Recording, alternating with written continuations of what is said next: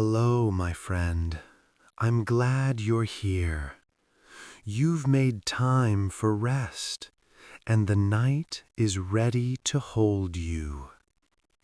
Before we meet our traveler, let's let the body soften. There's nowhere to go, nothing to solve, just quiet. If you like, place one hand where the breath rises. Feel its gentle tide. We'll take 3 easy breaths together. Inhale slowly to a soft count of 4. 1, 2, 3, 4. Hold for 2. 1, 2. And exhale like a long sigh for 6. 1, 2, 3, 4, 5, 6. Again, inhale to 4, hold for 2, and exhale to 6, letting the shoulders melt. One more time, breathing in, holding, and breathing out. A quiet hush, as if blowing across the surface of warm tea. Good. If thoughts arrive, let them drift like leaves on a slow river. You don't have to invite or dismiss them. They'll find their own banks. Tonight's story will do the rest. It begins on a hill with old stones and a path of pale dust, the kind that remembers every footstep and still offers a soft welcome. The hill faces a wide valley of lavender and grasses, and beyond it, a lake like a dark mirror. The world is resting under a bowl of midnight blue. And on that hill there is a traveler, an ordinary soul with ordinary boots and a woolen cloak that smells faintly of cedar. His name is Elias. Elias has walked all day without hurry. He isn't searching for treasure or running from anything. He simply goes where the air feels gentle and the horizon keeps an honest distance. He is the kind of person who listens for small things, a reed bending and unbending, a moth stitching its soft path, the way a path widens around a beloved tree. Tonight he reaches the top of the hill and sets his pack down beside a broken stone wall, where lichen has painted the rock in quiet greens. The ground is friendly here. He spreads a blanket and sits, drawing his knees close, letting the warmth of the fabric gather around him. The sky, meanwhile, clears its throat in stars. They arrive one by one, then all at once, pricking silver through the deep blue. Orion leans his belt above the lake. Cassiopeia lounges like a crooked crown. The Milky Way is a pale spill, as if someone gently tipped a bowl of light and apologized for doing so. Elias lights no fire.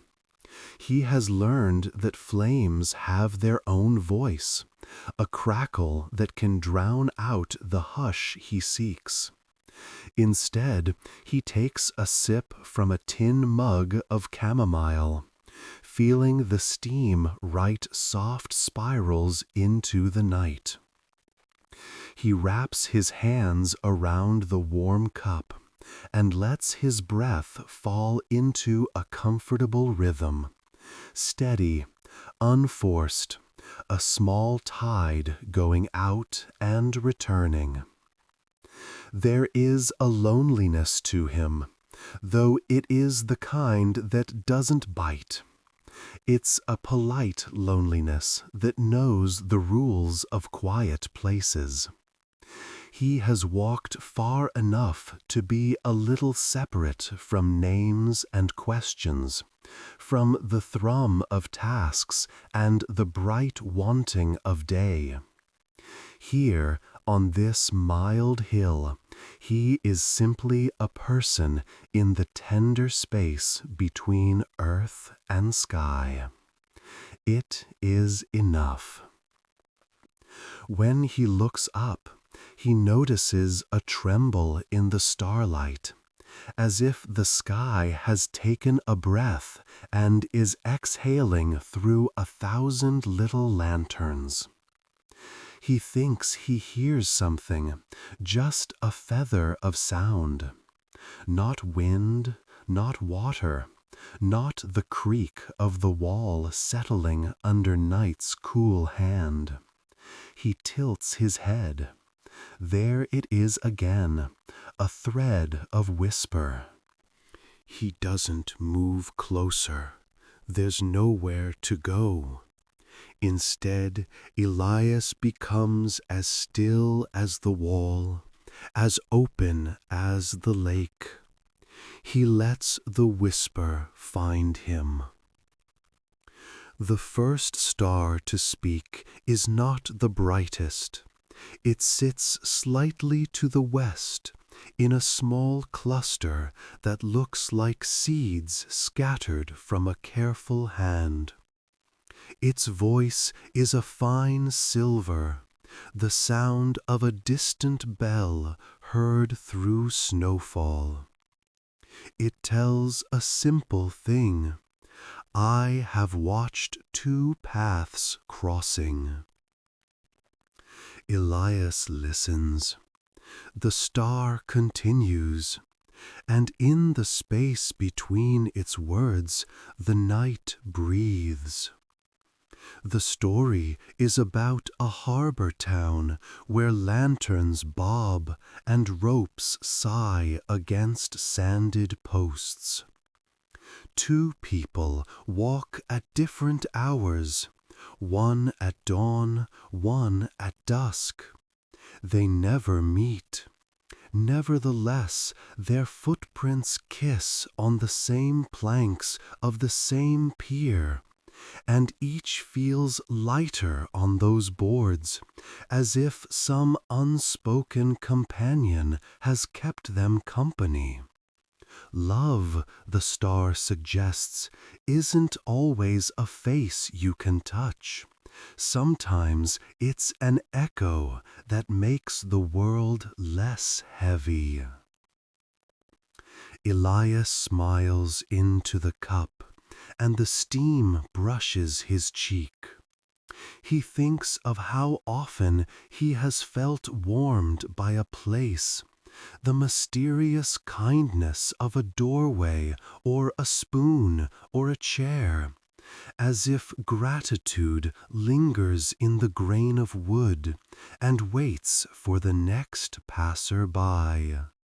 Another star clears its throat, a little brighter, a little bluer.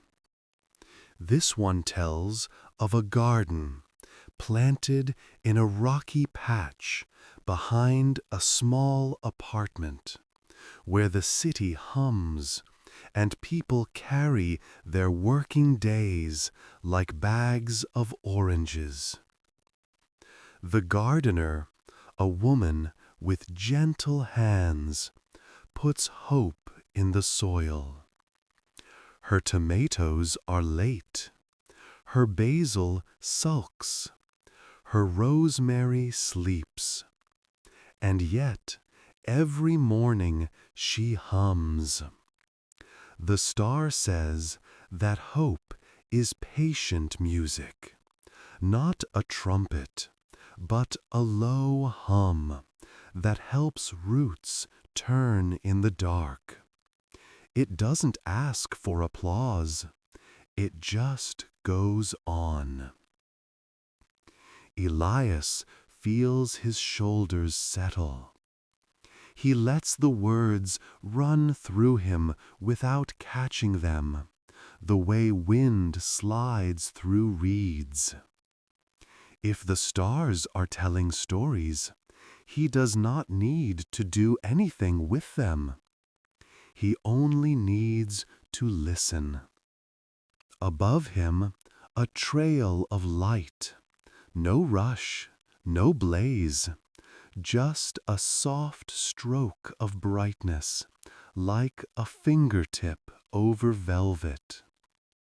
The lake answers with a faint silver shiver. The stones remember being mountains. The grasses whisper, shh, shh, tracing the edges of the hill. To be sure that your body is drifting with him, we can soften the breath once more. Inhale like you're smelling the night's clean air. Hold for a quiet beat. Exhale as if fogging a mirror, longer and kinder. Letting the jaw unclench, letting the hands heavy down. If eyelids want to flutter, let them. If the face wants to be smooth like water, let it be smooth. Elias pulls the blanket around his shoulders and reclines, resting on one elbow. He isn't hurrying toward sleep, only leaning in its direction, the way a sunflower leans toward the last of the light.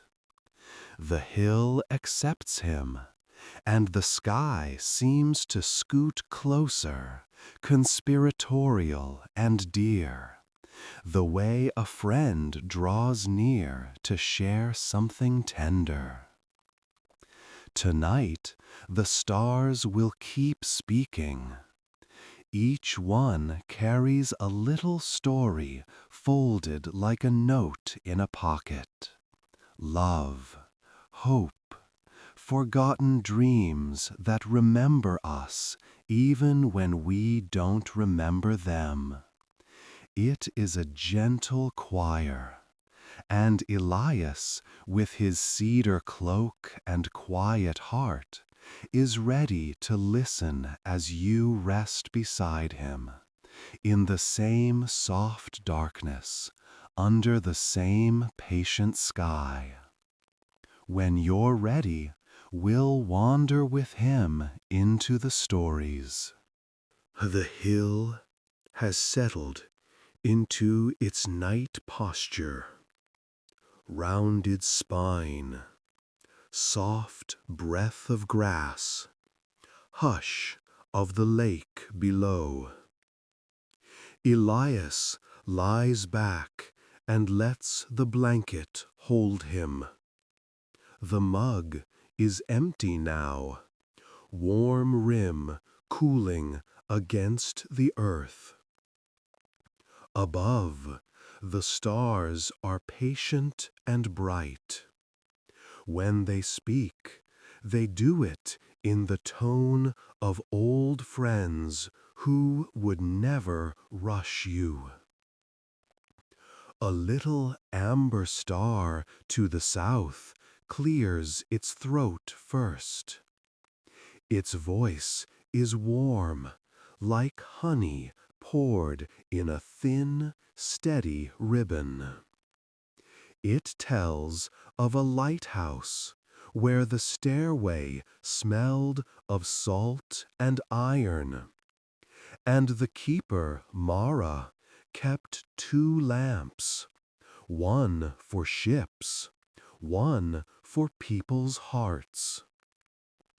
She lit the big lamp at dusk, as she was taught, and the small one when someone from the village came to tell her a worry. They would sit on the landing with their hands around a chipped mug, and Mara would listen. She didn't offer answers. She didn't offer fixes. She just listened until the worry grew tired and put its head down.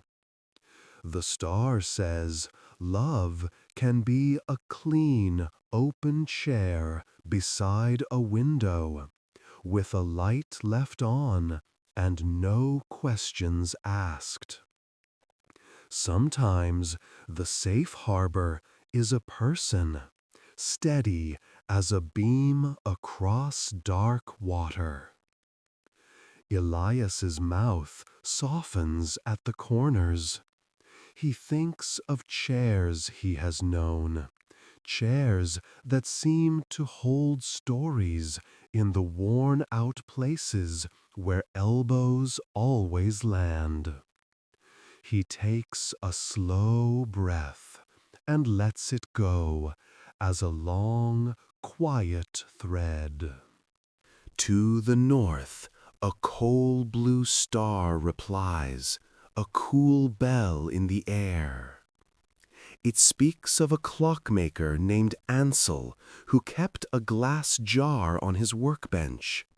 He said the jar held lost hums.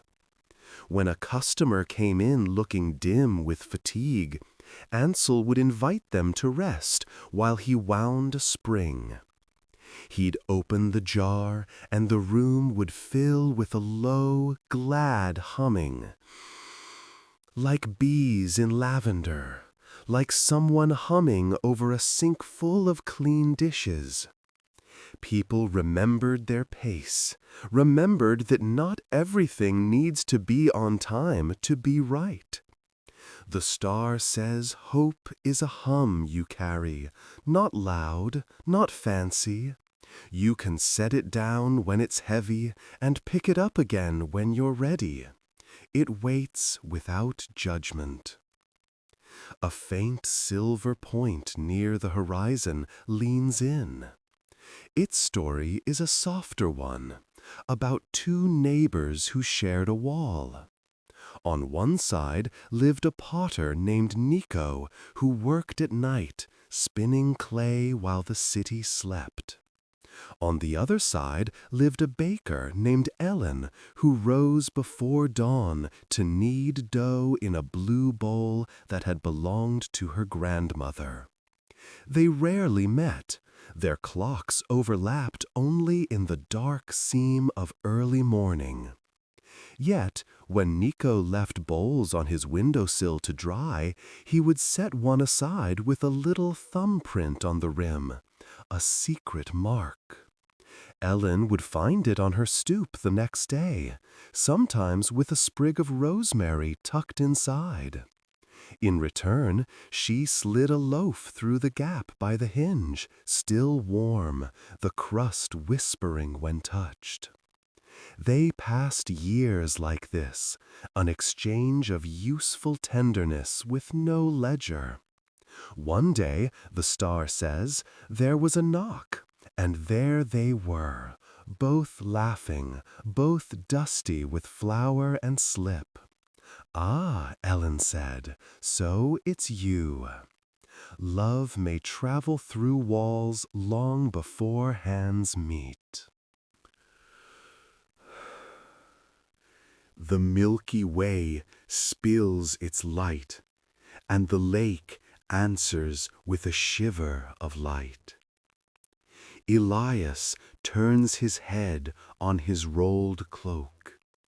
He is not lonely now.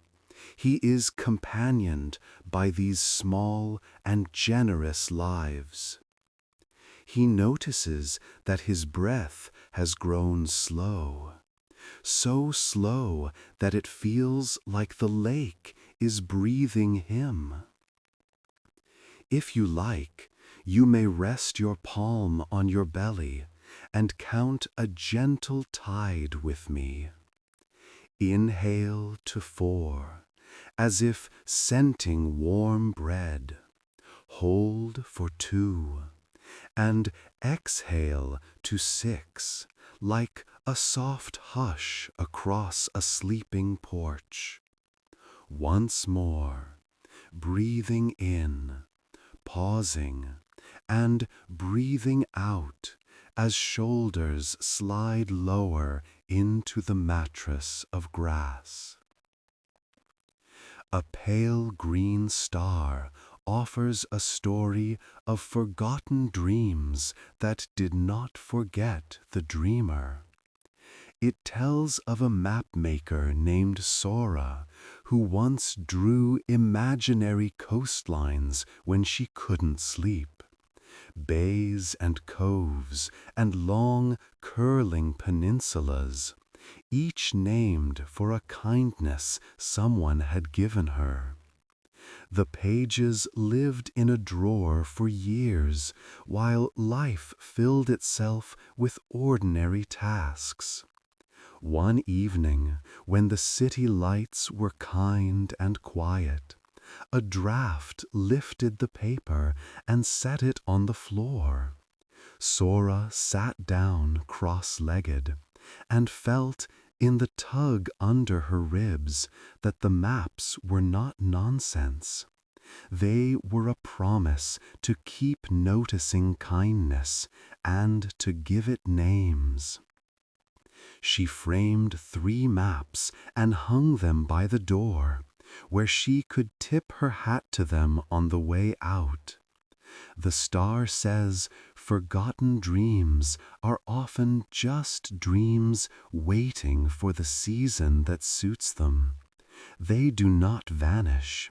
They drowse and wake when they feel a warm hand. Another star, steadier and whiter, speaks of a musician who stopped playing when silence became heavy. He kept his piano closed and used it as a table. On it sat a bowl of keys with no locks, a stack of letters, and a lemon that never found tea. Years later, while dusting, he touched one ivory with the back of his knuckle. The note was shy but whole. He opened the lid.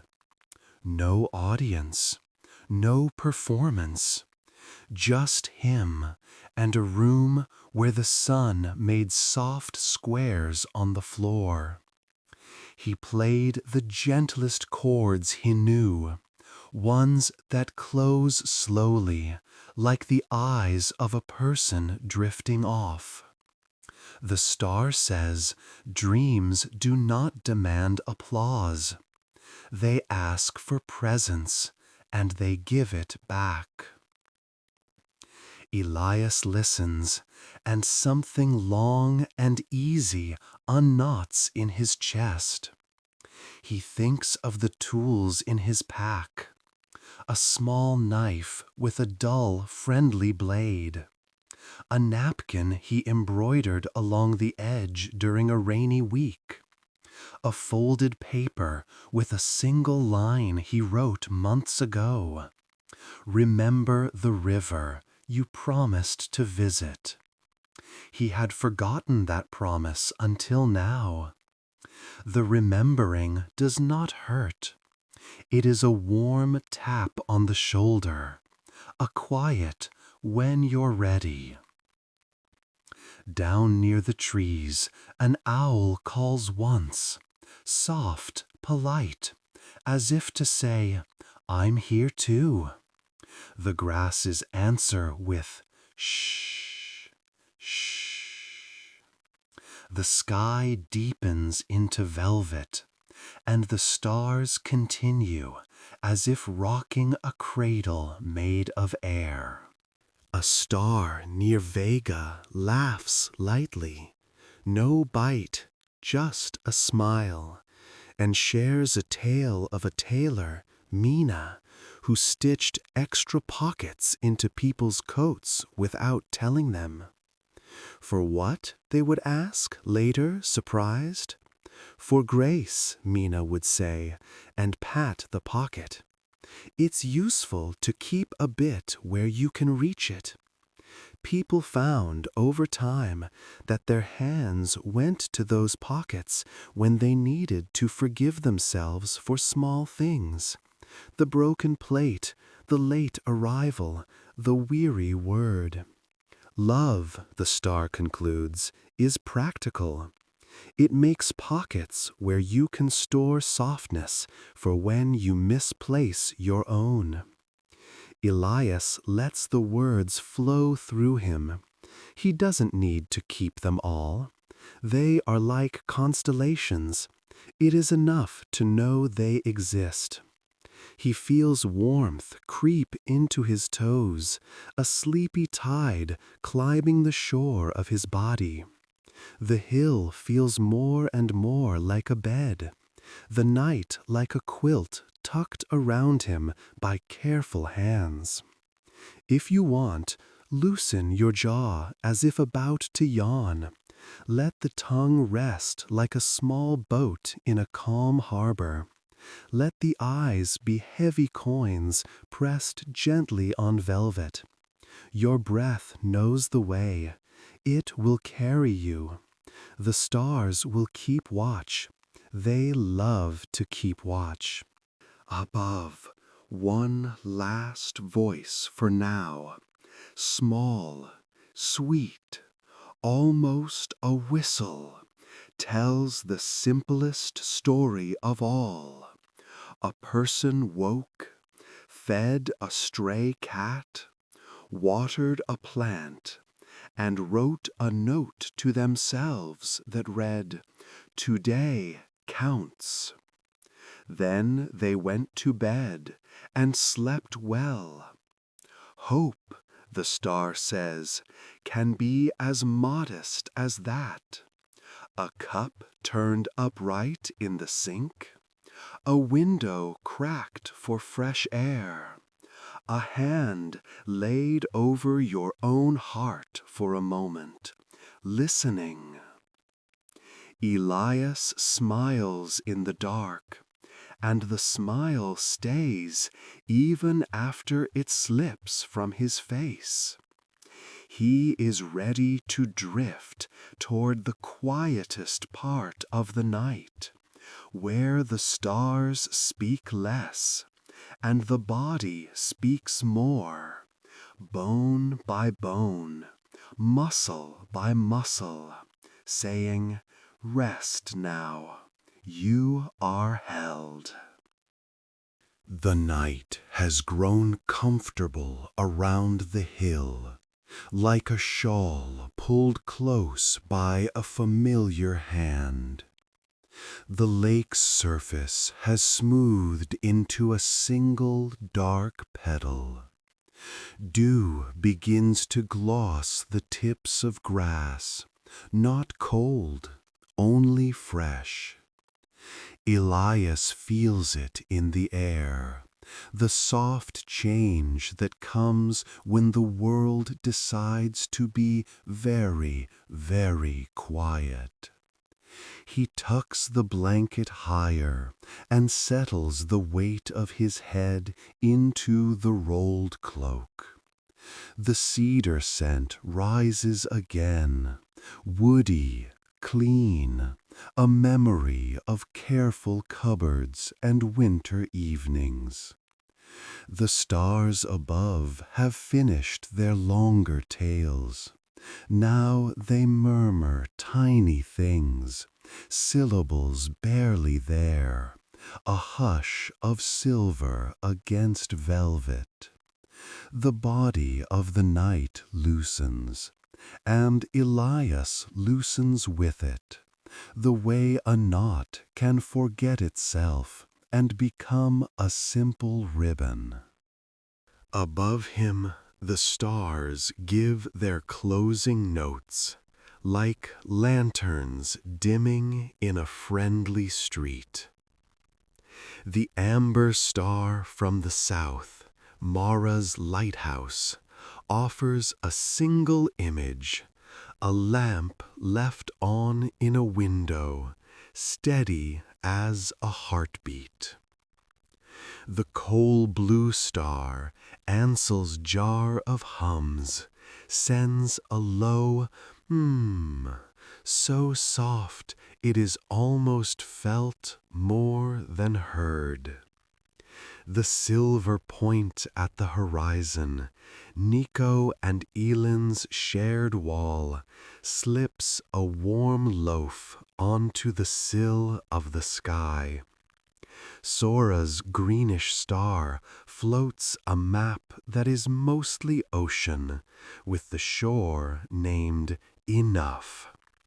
The musician's star lays a single chord that closes like evening curtains.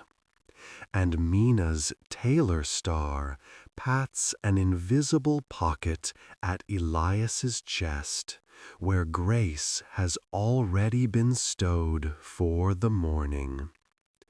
Elias would nod, if nodding didn't feel like too much movement. The blessing is understood. He answers by breathing, slow and even. The breath is his lighthouse. The breath is his hum. The breath is a shared wall through which care travels without knocking. It goes in and it goes out. It arrives and it leaves, and he is carried. If you like, we can let a little wave of rest move through the body. No effort, only noticing. Begin at the brow. Imagine the skin there smoothing, lines dissolving, as though warmed by a late sun. The eyes are heavy with kindness. They know how to close. The cheeks slacken, the jaw unhooks, and the tongue finds a soft blue bowl at the floor of the mouth and rests there, floating. The back of the neck lengthens. Like dough set to rise. The shoulders sink toward the earth's patience. The arms grow pleasantly heavy, as though the blanket were filling them with calm sand. Hands uncurl. Fingers forget their names. The chest is a quiet harbor. The ribs are piers. The breath is small boats going out and coming in, out and in, never hurried, never late. Down through the belly, a tide smoothing the shore. Hips soften, legs unspool, ankles yawn, feet widen, and feel the kindness of the ground. From crown to toes, a single gentle answer to gravity. Yes, you may hold me. The owl calls once, far off, a courteous reminder that other lives keep other hours. Elias smiles from somewhere inside his half-sleep. A moth passes by, tapping a syllable of wing against the blanket. Tick, then drifting on. The old wall at his back is warm where it caught the day's last light, and the warmth lingers. A pocket of afternoon the night has not the heart to take away. Down through the belly, a tide smoothing the shore. Hips soften, legs unspool, ankles yawn, feet widen, and feel the kindness of the ground. From crown to toes, a single gentle answer to gravity. Yes, you may hold me. The owl calls once, far off, a courteous reminder that other lives keep other hours. Elias smiles from somewhere inside his half-sleep. A moth passes by, tapping a syllable of wing against the blanket. Tick, then drifting on. The old wall at his back is warm where it caught the day's last light. And the warmth lingers, a pocket of afternoon the night has not the heart to take away. A star, small, milk white, comes closer in his thoughts, not in the sky. It sets a tiny stool beside him, the sort of stool found in kitchens and studios, three-legged and sturdy, and sits. It says nothing out loud. Some companions are best at silence.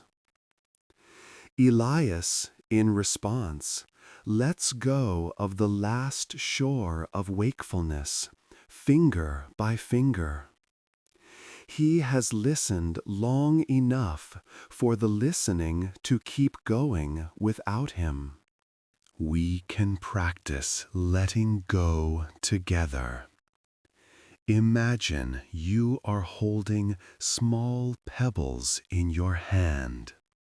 Pebbles with the day's leftover edges. One is a task you meant to finish. One is a sentence you wish you'd spoken more softly. One is a thought that kept jangling on its string.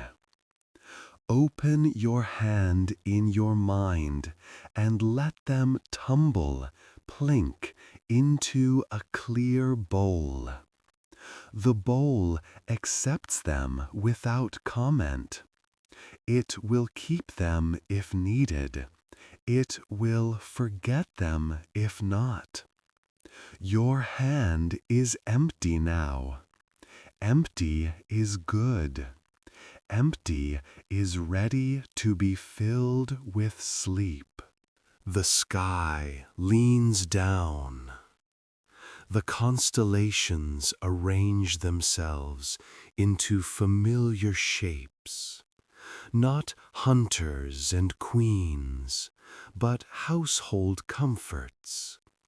A teapot, a book left open and face down, a chair turned a little toward the window, a door left on its latch for someone who might arrive late. The Milky Way becomes a soft path made of flour, and footsteps move along it without sound.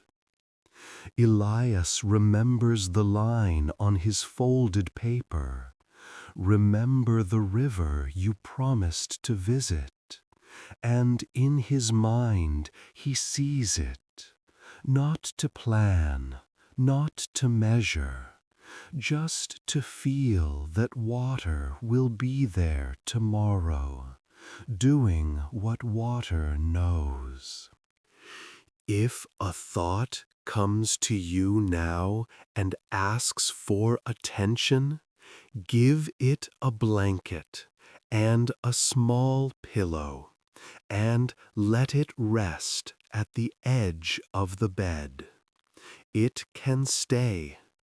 It does not need to be solved. The stars themselves are unsolved, and see how calmly they shine. The hill breathes, the lake too. Elias's breath joins theirs. 3 steady rhythms overlapping until they are one. Sleep walks up the path like an old friend who knows where the key is hidden, lifts the latch and pads in with bare feet. The room of the body is dark and kind. The quilt of night tucks itself beneath the chin. Before the last threads of wakefulness loosen, the stars offer their final gifts, simple as pebbles. You are safe. You are warm. You belong. Love can be ordinary and still be vast. Hope can be quiet and still strong. Dreams can rest and still faithful. They do not hurry you. They do not leave. They wait at the corner like a patient cat, blinking. And when you are ready, tomorrow or another tomorrow, they will follow you down the steps, winding around your ankles, pleased to be chosen. Elias drifts. The owl becomes distant. The breeze becomes the smallest rocking. The blanket becomes a cloud that understands shoulders. The ground becomes a hand, and the stars, who have done this work for longer than memory, keep their watch without a single blink. Shh, shh, good night. If you have not already slipped into sleep, you may tip over the edge now with one last slow exhale, longer than the inhale, softer than a whisper, until what remains is only a gentle dark and the promise that the night will carry you. The hill, the lake, the traveler, and the sky breathe as one.